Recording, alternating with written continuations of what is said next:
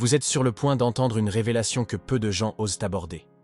Une histoire cachée entre les lignes des Écritures et résonnant dans d'anciens mythes oubliés. Une bataille cosmique menée bien avant que l'homme ne prenne son premier souffle. Une guerre entre la lumière et les ténèbres, et ses conséquences façonnent encore le monde dans lequel nous vivons aujourd'hui. Mais, que s'est-il passé avant la création d'Adam? Est-il possible que le conflit entre le bien et le mal existait déjà avant l'Éden? Et si le monde que nous connaissons avait été construit sur les décombres d'une guerre céleste? Dans cette vidéo, vous découvrirez une vérité oubliée depuis des millénaires qui changera à jamais votre vision de la Genèse. En surface, la Genèse commence avec Dieu créant les cieux et la terre. Mais il y a des signes, des indices cachés, qui suggèrent que quelque chose s'est déjà produit avant cela. L'obscurité planait sur la surface de l'abîme. Pourquoi Dieu commencerait-il la création par le chaos? Que s'était-il passé pour que l'obscurité soit déjà là, attendant? L'expression « la terre était informe et vide » a toujours intrigué les chercheurs. Dans l'hébreu original, Tohu Vabohu suggère plus que le désordre. Il évoque l'idée de quelque chose qui a été dévasté, ruiné. Mais qu'est-ce qui a pu causer cette destruction avant même la création de l'homme? Sommes-nous en train d'assister aux vestiges d'une bataille invisible menée avant l'heure? Il existe des indications selon lesquelles le conflit entre la lumière et les ténèbres a commencé avant la création de l'humanité. Dans Ézéchiel et Isaïe, nous trouvons des récits symboliques de la chute d'un être glorieux, celui qui voulait égaler le Très-Haut. Serait-ce le début des ténèbres qui planaient sur l'abîme? Serait-ce le véritable début de la guerre spirituelle qui continue encore aujourd'hui? Les anciens savaient en plus que nous ne l'imaginons. Les mythes de différentes cultures décrivent des batailles cosmiques entre les dieux, entre la lumière et les ténèbres, entre l'ordre et le chaos. Dans le mythe babylonien de l'Enuma Elish, Marduk vainc Tiamat, la déesse du chaos, et avec son corps crée le monde. En Égypte, Ra doit constamment combattre Apep, le serpent des ténèbres, pour que le soleil puisse se lever. Mais ce n'est pas seulement de la mythologie. Ces échos anciens pointent vers une vérité universelle. Le monde a été façonné par des conflits célestes. La Bible, bien que de manière plus subtile, nous montre également ce conflit. Un conflit qui précède le temps et définit le cours de l'histoire humaine. Au début de la Genèse, il y a une mention curieuse, et l'Esprit de Dieu planait sur les eaux. Ce détail a conduit certains chercheurs à se demander de quelles eaux s'agissait-il, et pourquoi la présence de l'Esprit était-elle nécessaire là-bas. Beaucoup pensent que ces eaux représentaient les vestiges d'une création ou d'une bataille antérieure, qui avait plongé l'existence dans les ténèbres. Cette idée est renforcée par la tradition mystique juive, notamment dans des textes tels que le Zohar. Ces écrits suggèrent qu'il y a eu des mondes antérieurs, des créations qui ont échoué ou ont été détruites, avant la création actuelle. Et ces échecs seraient liés à un effondrement spirituel, un conflit entre des forces opposées qui ont laissé des traces profondes dans l'univers.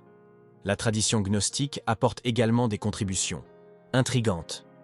Des textes comme l'apocryphe de Jean parlent d'émanations divines en conflit et de l'existence d'un être qui a tenté d'usurper le rôle du Créateur, donnant naissance à la matière et au chaos. Pour eux, la création matérielle a déjà commencé sous le poids d'une bataille perdue, le reflet d'une guerre dans le ciel. Ces versions ne font pas partie du canon biblique traditionnel, mais elles font écho à une vérité spirituelle profonde. Quelque chose s'est produit avant l'Éden. Chose que la Bible mentionne avec des ombres et des symboles, mais qui révèle un arrière-plan de conflit, d'orgueil, de chute et d'obscurité. Un scénario qui précède l'émergence de l'humanité et qui influence encore notre monde. Et si la création de l'homme était en réalité une réponse divine au chaos précédent? Adam n'aurait pas seulement été le premier homme, mais le début d'un nouvel ordre, construit sur les ruines d'une rébellion céleste. Cela expliquerait pourquoi le serpent était déjà en Éden, rusé et déchu, comme s'il avait survécu à un jugement précédent. Le serpent d'Éden, décrit dans la Genèse comme un trompeur depuis le début, a peut-être été l'un des protagonistes de cette guerre antique.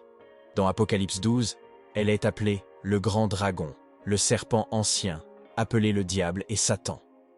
Cela suggère que sa chute n'a pas eu lieu à Éden, mais bien plutôt à une époque oubliée par la plupart.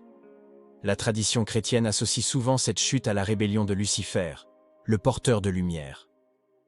Ézéchiel 28 le décrit comme un chérubin oint, parfait en beauté, qui habitait dans l'Éden céleste avant d'être chassé à cause de l'orgueil. La chute de cet être n'était pas un simple lapsus. C'était un acte de guerre, une attaque frontale contre le trône de Dieu. Mais pourquoi Dieu a-t-il permis cela? Pourquoi créer des êtres avec la liberté de choix, sachant qu'ils pourraient se rebeller? La réponse réside peut-être dans la nature même de l'amour. Sans liberté, il nie. A pas de véritable amour.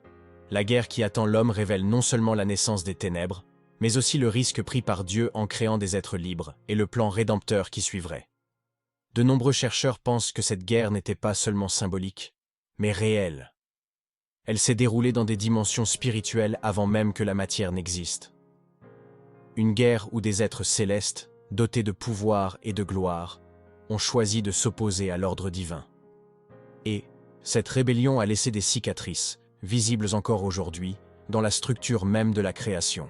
Ésaïe 14 décrit également cette chute en termes énigmatiques. « Comment es-tu tombé du ciel, ô Lucifer, fils de l'aurore ?» Le passage s'adresse à un roi terrestre, mais il porte en lui les échos de quelque chose de plus grand. Une chute spirituelle, une tentative de monter sur le trône de Dieu.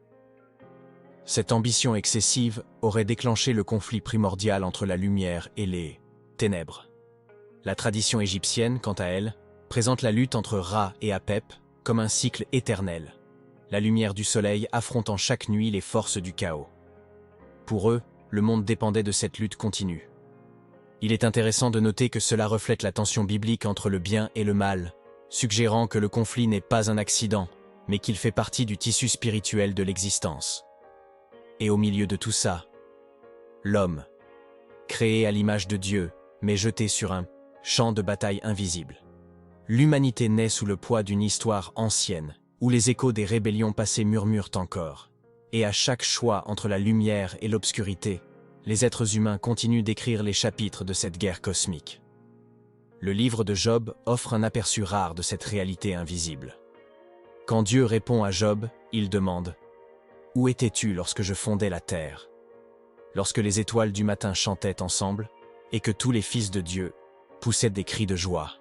Cette description indique qu'il y avait des êtres conscients qui observaient la création, des êtres qui existaient avant Adam.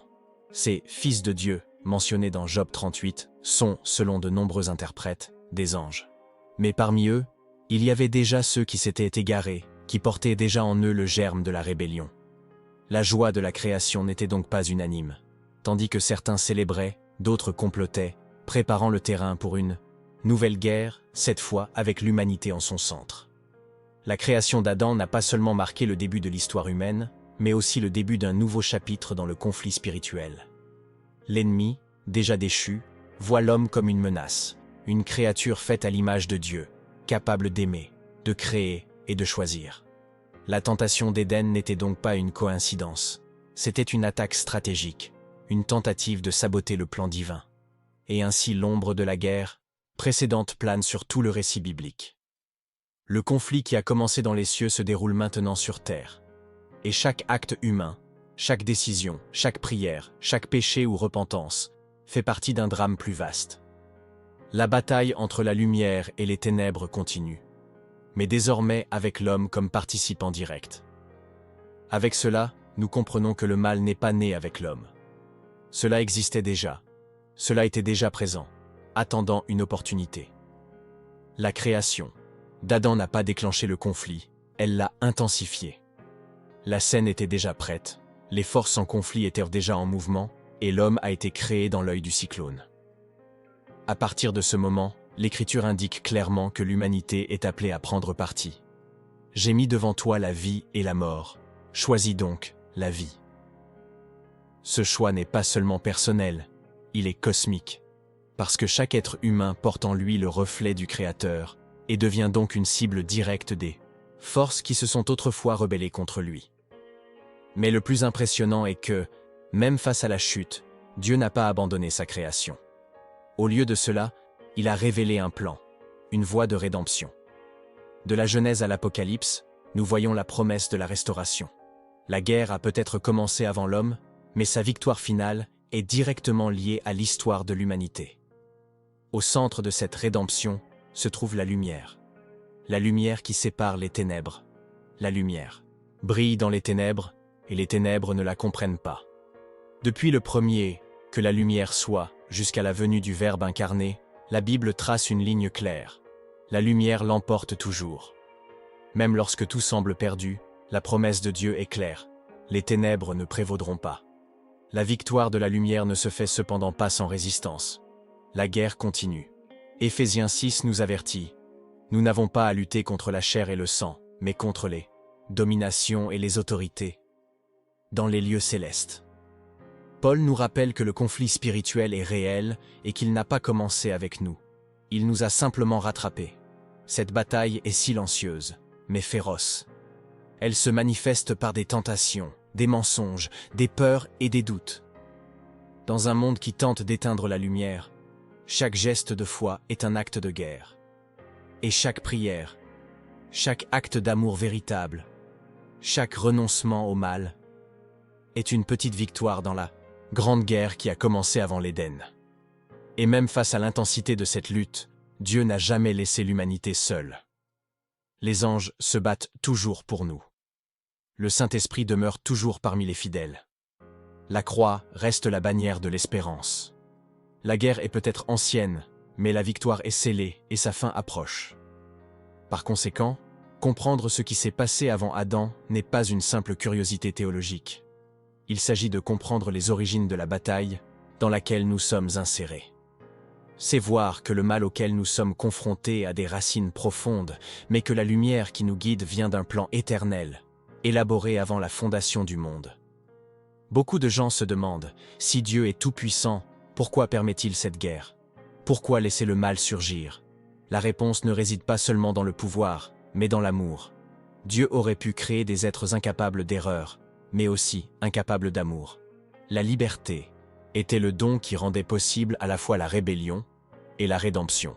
C'est pourquoi le récit biblique est si plein de choix. D'Adam à nous, le libre arbitre est le champ où se manifeste la guerre. Chaque oui à Dieu est une victoire sur le chaos. Chaque non au péché est un refus au royaume des ténèbres.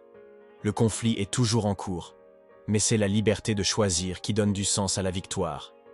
Et la Bible nous indique une fin. Un moment où il n'y aura plus de larmes, plus de douleur, plus de nuit. La cité céleste décrite dans l'Apocalypse n'a pas besoin de soleil ni de lune, car la gloire de Dieu l'illumine.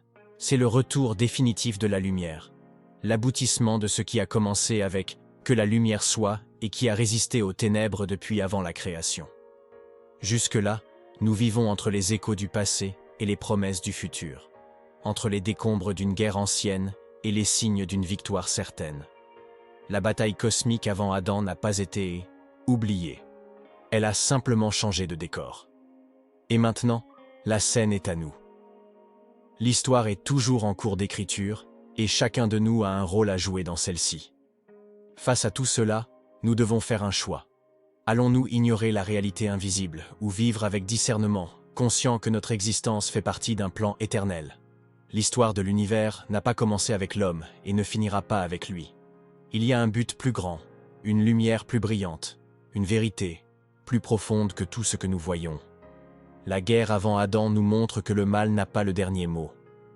Cela a peut-être commencé avant nous, mais cela ne finira pas avec nous. Cela finira avec la justice de Dieu. Et cette justice ne viendra pas avec le bruit des épées, mais avec la gloire du Christ, le Verbe qui a vaincu les ténèbres et apporté la lumière à la création déchue. Il ne s'agit donc pas seulement de connaître cette histoire, mais de vivre à sa lumière. Que chacun de nous reconnaisse la profondeur du combat spirituel, mais aussi la grandeur de la grâce divine. La lumière qui a vaincu les ténèbres avant la création brille encore aujourd'hui, attendant des cœurs prêts à refléter sa gloire. Si ce message vous a parlé, partagez cette vidéo avec quelqu'un. Laissez votre commentaire en disant ce qui vous a le plus marqué. Et si vous n'êtes pas encore membre, rejoignez-nous et devenez un membre de soutien. En devenant membre, vous nous aidez à diffuser ces révélations dans le monde entier. Que Dieu vous bénisse et vous fortifie dans la lumière.